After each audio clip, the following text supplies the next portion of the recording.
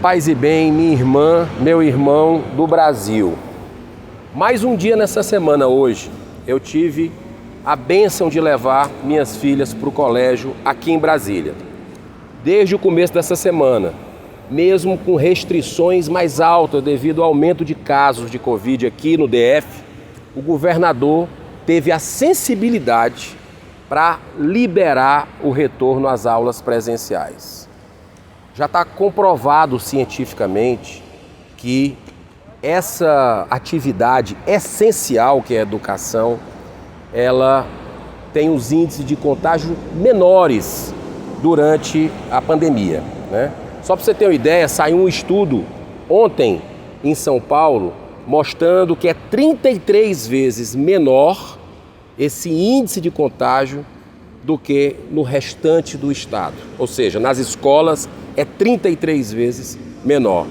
A ciência já vem apontando isso. Não é à toa que grandes instituições do mundo, como a Unicef, como a Unesco e como também a própria OMS, dizem que a atividade escolar é prioridade, a retomada.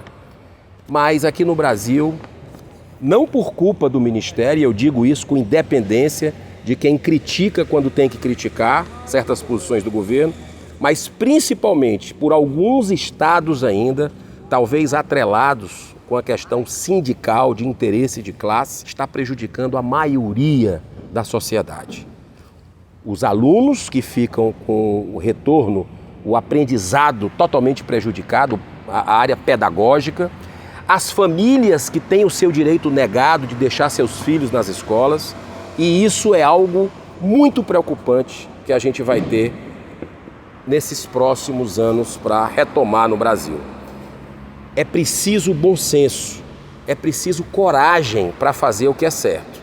Então, se a ciência mostra que não tem problema, que é uma atividade como a escola, que tem um contágio muito mais fácil de se controlar, como, por exemplo, em supermercados, que está aberto até em lockdown, por que não se abrir essa possibilidade? Tem um fato que poucas pessoas lembram, que é a questão do problema que se desenvolve da questão mental, psicológica dos alunos, que ficam sem ter aula, ficam em casa, muitas vezes o pai não tem como acompanhar o processo de aprendizado e isso gera problemas para toda a família, né? Crianças com depressão, né? Crianças que estão perdendo as esperanças. Então é bom a vida voltar ao normal. Ontem mesmo eu enviei uma carta aberta, um apelo ao governador do estado do Ceará, pedindo a retomada, como outros estados já fizeram, mesmo com o aumento do número de casos. Por exemplo, Alagoas, Distrito Federal, Espírito Santo, Paraná, Pernambuco, São Paulo e Rio de Janeiro, que tem números de casos similares ao do Ceará, a ocupação de UTI similares ao do meu estado, já foi podido retomar as aulas. Então, por que o estado do Ceará não retoma?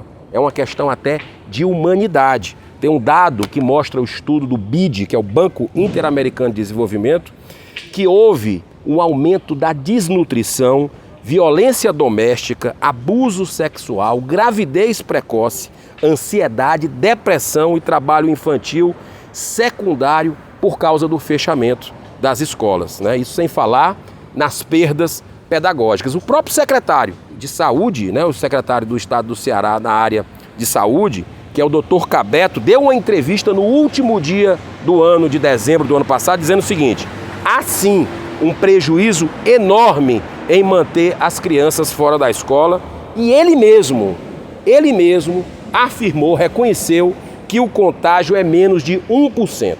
Então, não tem o menor cabimento, chega a ser criminoso o que tem ocorrido em alguns estados e insistir em não retomar essa atividade que é mais que essencial. A Unicef também estima que 5,5 milhões de crianças e adolescentes tiveram seu direito à educação negado em 2020 só no Brasil. E há quase um ano as escolas públicas estão sem aula no Ceará. Se não se preparou a escola pública por incompetência, por gestão mal feita, porque tempo teve, dinheiro teve. Libere quem produziu, quem se preocupou, quem fez as marcações, quem teve todo um trabalho para entrar dentro dos protocolos rígidos de segurança e dar segurança para os filhos. Então, Deus abençoe o Brasil, muita paz.